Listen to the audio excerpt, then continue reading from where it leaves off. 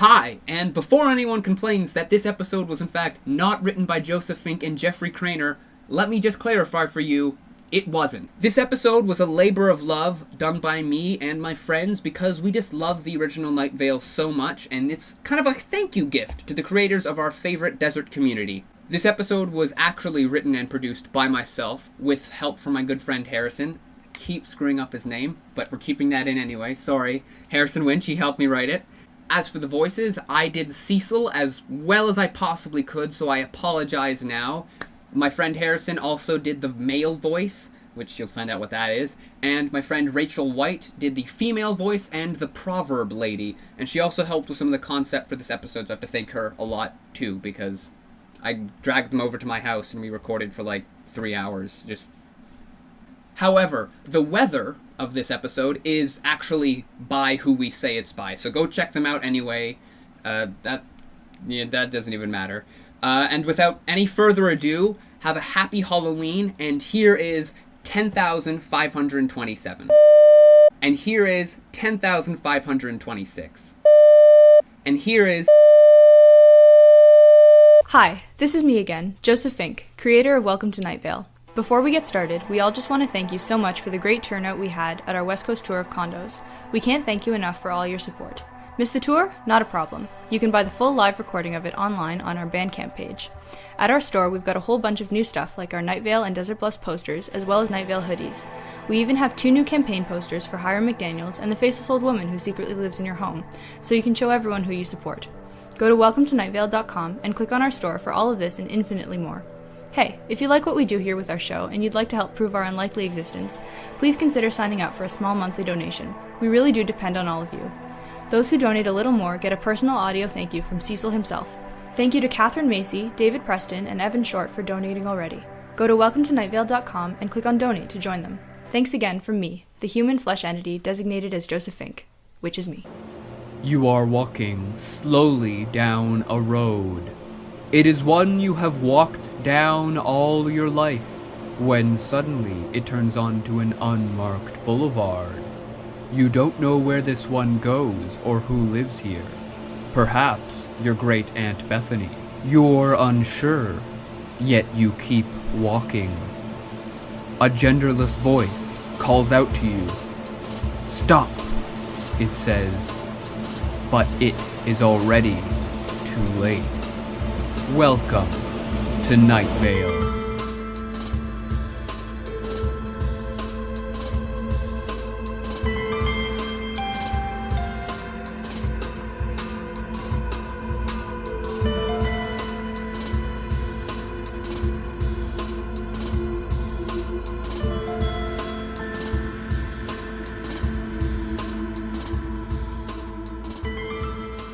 Now, as you all must know, I've never been a big fan of television and the things you do with it, like watching or meat tenderization. Unless, of course, it is a city-mandated program or meat tenderization ceremony. Then I'm right up for it. But as of yesterday, all of Night Vale has mysteriously and unanimously upgraded to digital television. And with it came a new channel. All of the older channels can't be accessed because of the Switch though, so I suppose it is also our only channel. The new channel's program seems to only be a purple screen with numbers on it that are being counted down by 2 calm voices, one masculine and one more feminine. The count started yesterday at 10,527, and right now it's at, well, just listen in. 3,522. 3,521. 3,520. 3,519. 3,000. Anyways, you get the idea. When the city council was asked if this would interfere with city-mandated TV programs and, of course, meat tenderization ceremonies, they responded by taking off their right shoes while floating a visible 2 inches off of the ground, then emitting some sort of static-like noise, followed by a very good imitation of 32 distinct animal sounds. We are not really sure what this all means, listeners. I mean the static sound and animal calls. We all got that the right shoe lifting obviously tells us that tomorrow's Taco Tuesday will go through unaffected. So, we'll be sending over our intern Daryl with the mobile setup to the City Hall for an exclusive interview with the council. That will hopefully clear things up. More on this story as more of this story reveals itself from the shadows of mystery. Right about now, it looks like it's time for our Community 7-Day Outlook. Monday. This is today. You should know Monday. You should know. This Tuesday is Taco Tuesday, which will continue on in spite of the televisions, as stated previously. The City Council reminds you, though, that Taco Tuesday only comes once every 17 years, so make sure to have brought the effigies of your family's ancestral enemies along with you, and that they have been properly marinated. If you do come to Taco Tuesday without them, you will not be able to participate and will, coincidentally, be sent to the Panopticon Time Prison. Wednesday. Yes. Hello. Thursday, the sun will be rising 20 minutes earlier to compensate for the temporal vortex that is residing within Mission Grove Park's public restrooms. And Friday is Bring Your Kids to Work Day. What fun! And the rest of my report has a bite taken out of it, so I guess that's it. You know, listeners, I have to say, this new channel business is certainly making me curious. I mean, televisions with cable boxes don't just appear out of thin air and install themselves in every single room in a city, do they? I mean, who sent them? I don't remember upgrading to digital. In fact, if I'm not mistaken, digital television was outlawed 35 years ago after 3 recorded deaths. So just how did they appear in our fair city's homes? What do they want? What do you think they're trying to tell us? What do you think this channel is counting down to? That's a lot of questions for one flustered radio host to answer. You know what, listeners? Now that I think about it, we haven't had a community radio contest since the last time our studio had our What Would You Name Your Pet Dragon contest in the 50s, as our studio had an abundance of dragon eggs at the time. So how about this? All of you out there watching the mysterious televisions, write into the studio with your best answer as to what is happening here today. And then, when they're finished counting down to whatever it is that they are counting down to, we'll see who's the closest and give them a prize. That sounds fun, doesn't it? I'll have to look around for a prize, though. There's not much here in the studio.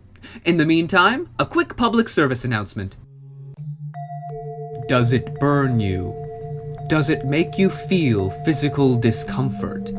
Is it questioning your worldview? Does it talk about mountains? Ignore it. Whatever it is that is doing all of these things probably didn't go to school and is stupid, therefore not worth listening to. Any sightings or sounds or general sensations of these stupid, illegitimate, not trustworthy, lying creatures should be reported directly to the secret police. Once again, they really don't have anything important to say. It would be embarrassing for the both of you to listen.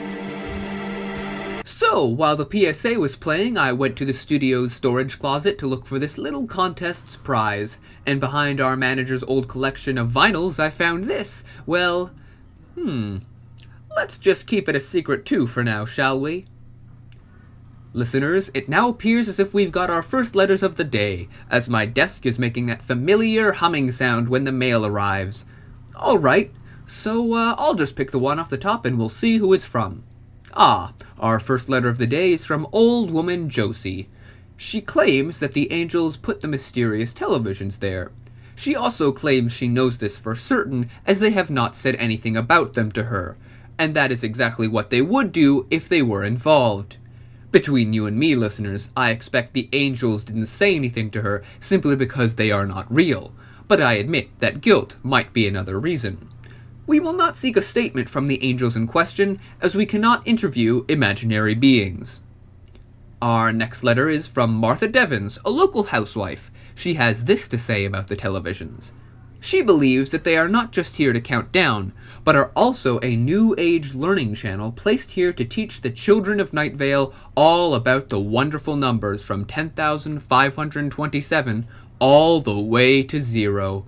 Because of this, she urges you to keep your children away from it, as those first 10,527 numbers are known to be dangerous in the hands of a child. Remember the old saying, 10, 5, 2, 8 up. Happiness is yours close up. 10, 5, 2, 7 down. Watch your family dug in the ground. Sound advice, Martha. Sound advice indeed. We have one here from Leanne Hart, the editor of the Night Vale Daily Journal. It says here that these numbers surely mark the countdown until the final death of alternative media, and its finish will bring with it a return of traditional newspapers. These newspapers will come back stronger than before, rising out of the swamp like krakens rising out of your bathtub, and finally lead the revolution, restoring them to the rightful place as communicators of news and current events. This letter is written on the back of an old issue of the Night Vale Daily Journal, which had evidently not been sold. Next up, we have one from John Peters. You know, the farmer. He says here that he thinks these numbers are counting down until the end of winter. Now, this is quite an unusual assumption, as winter has not ended for the past 300 years, nor does it show any signs of ceasing its relentless oppression.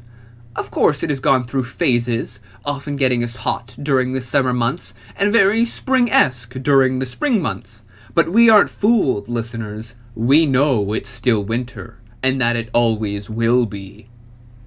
Those are all the letters I have right now, so keep on sending them into the station. Remember, if you solve the mystery of the televisions, you'll also solve the mystery of what this prize is. 2 mysteries solved in 1. Sounds like a good deal to me. So guess away, Night Vale. Take your very best shot. And now, a word from our sponsor. Did you get in an accident? Uh-oh, you think. What will you do? But like a good neighbor, State Farm is here. Did you misplace your keys? Don't worry. Like a good neighbor, State Farm has the spares in his back pocket. Is the open window chilling you while you sleep? Like a good neighbor, State Farm always closes the window after himself. Did you lose a lock of your hair? It's okay. State Farm had it all along. No need to worry. State Farm. Like a good neighbor, State Farm is everywhere, but mostly around you.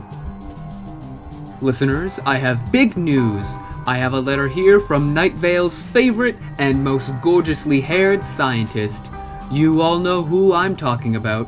Carlos, our one and only, has sent me a text saying he has examined the televisions using science and has come to a definitive conclusion about what will happen when the numbers finish counting down. Oh, I can just imagine him saying that. He's so adorable when he gets all anxious about something to do with science. I remember one time when all the eggs in Night Vale turned into frogs, and he was running up and down the town, his hair blowing in the wind, performing cesarean sections on various hens to remove their amphibious offspring. He looked so beautiful with blood, yolk, and frog spawn on his face. Anyway, where was I? Oh, right. On to the next letter. The sheriff's secret police have sent in an official dispatch, carried by self-destructing messenger pigeon, and encoded in cuneiform, binary, and Pig Latin. It says that they would really appreciate it if everyone could turn off the televisions. They say that the sound of numbers counting down is quite repetitive, and that the agents listening in on your home are getting very bored. Please either turn off the television or have a loud, heated discussion, preferably near the lampshade that has the listening device in it, and preferably about international table tennis. Supposedly, the agents are into that sort of thing.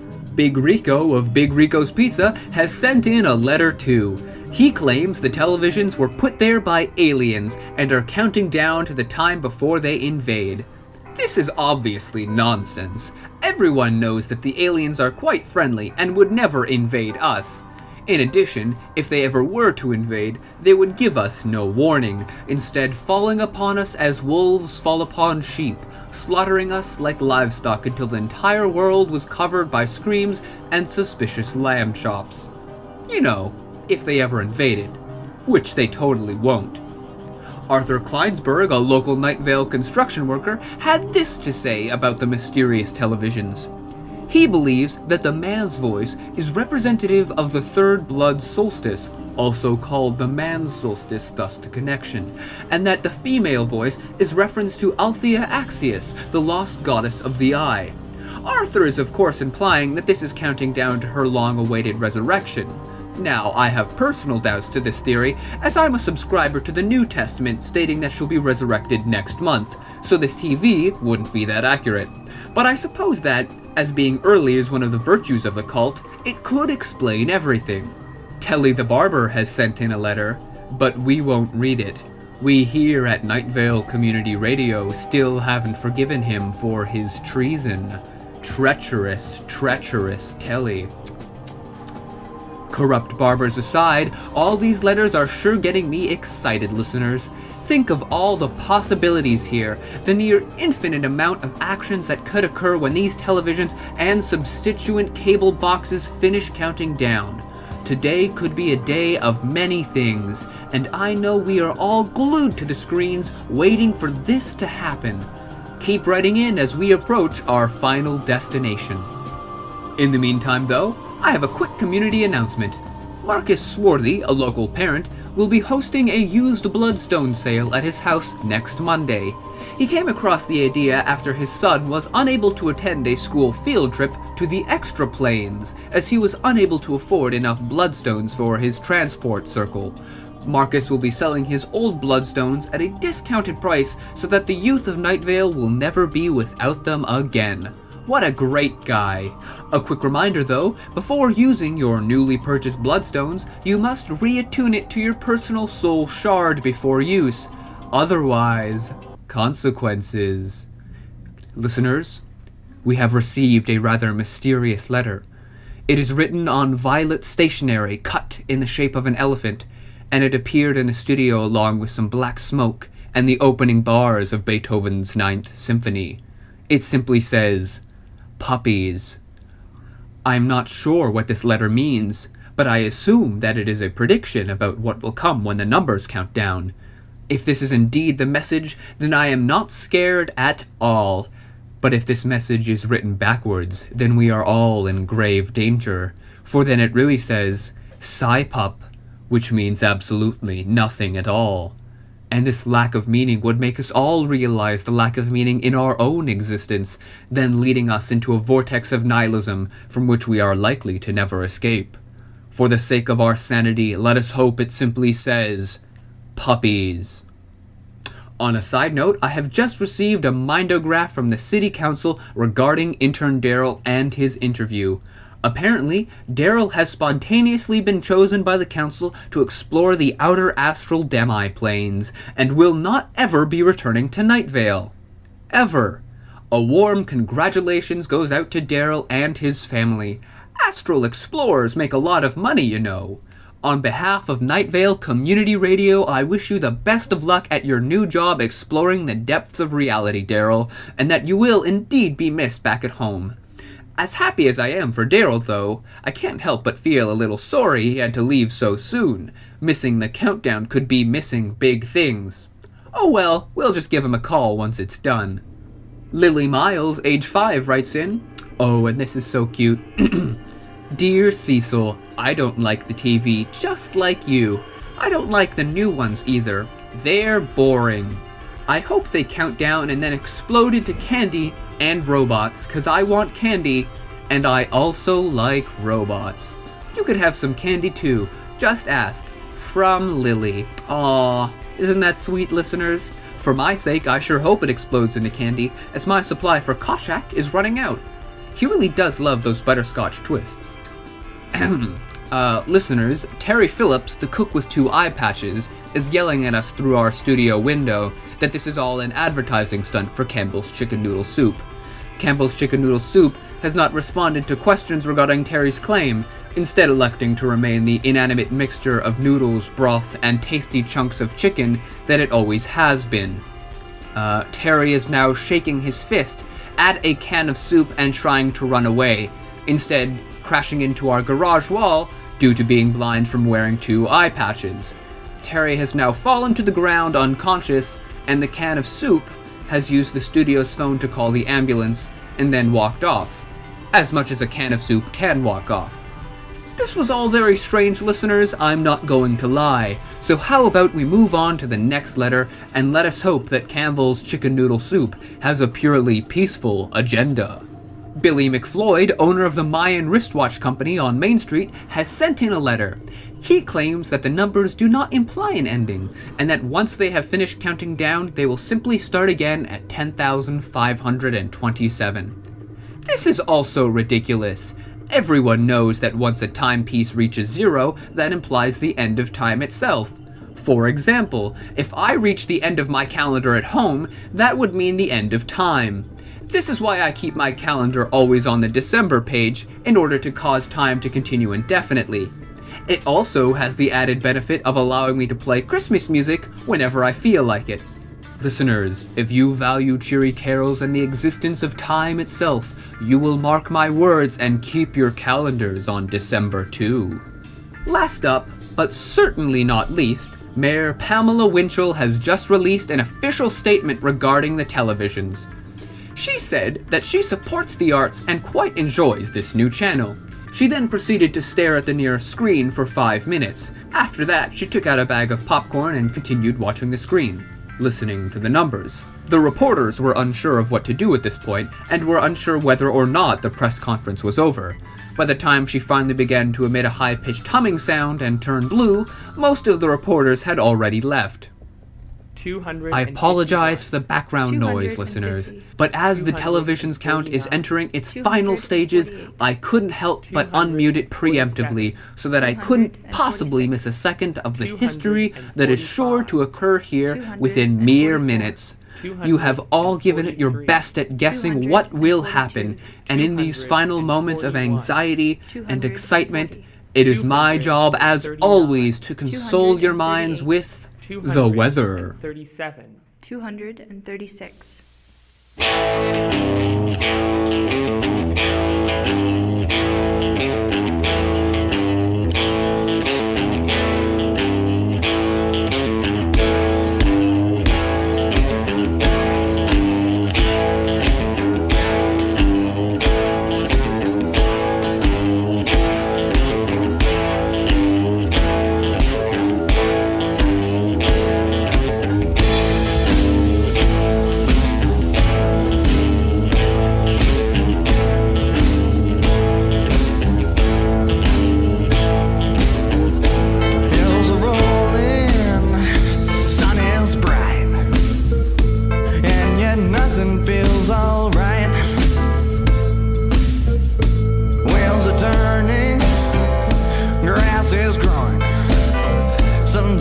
it's hard to keep going when nothing feels alright.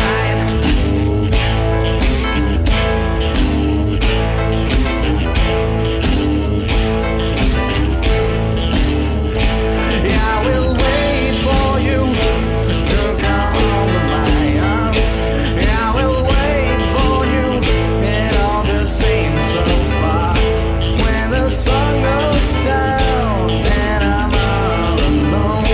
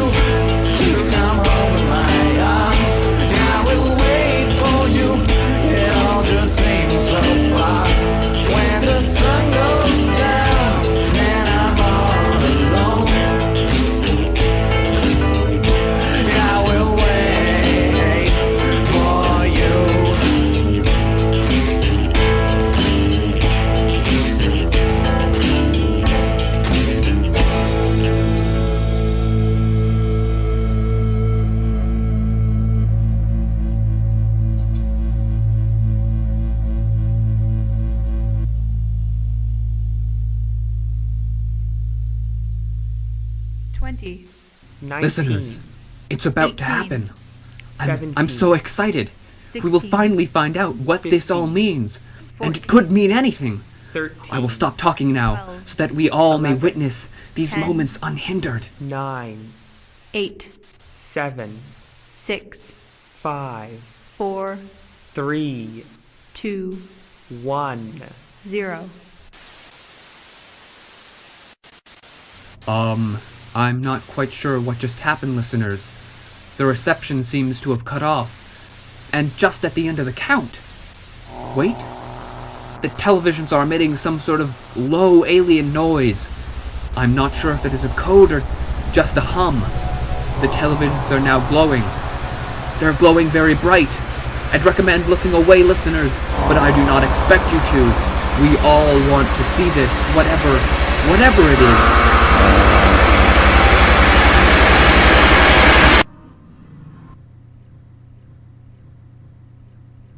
Listeners, they are gone. The one inside my studio and the one down the hall. I can only assume all of the televisions and their respective cable boxes have vanished. Why? We may never know.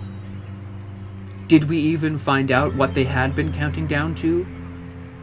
Or were they only ever counting down to their own grand exit? A mystery wrapped in a pita, dipped in mayonnaise, as they always say. Dipped in mayonnaise indeed. I can understand we're all quite disappointed because of this, listeners. But I just don't feel I can award my prize to anybody. After all, how can anyone be close to the unknowable? And so, with a heavy heart, I add my own mystery to today's events. But fret not, listeners. Perhaps this was all some cosmic prank, or perhaps even a lesson. Maybe a lesson in waiting, or that of patience. But what I think, listeners, was that we wasted our time waiting for it to do something, in which time we might have acted upon it to do that something. Today could have been a day of many things, listeners, but it was up to us, not the televisions, to make those things happen. Stay tuned next for the continual barrage of entropy eating away at this reality, and perhaps others just as lost as us. And as always, good night, Night Vale. Good night.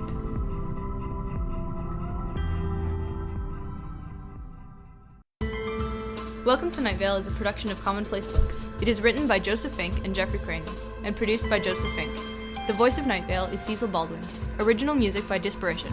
All of it can be found on disparition.info or at disparition.bandcamp.com. This episode's weather was Wait For You by Goodwood Road. Find out more at goodwoodroad.bandcamp.com. Comments, questions, just want to say hi? Email us at commonplacebooks.com or follow us on Twitter at Night Vale Radio. Check out welcometonightvale.com for more information on this show, as well as all sorts of cool Night Vale stuff that you can own. And while you're there, consider clicking the donate link. That'd be cool of you. Today's proverb: a stitch in time saves 9, but a stitch in space will save us all.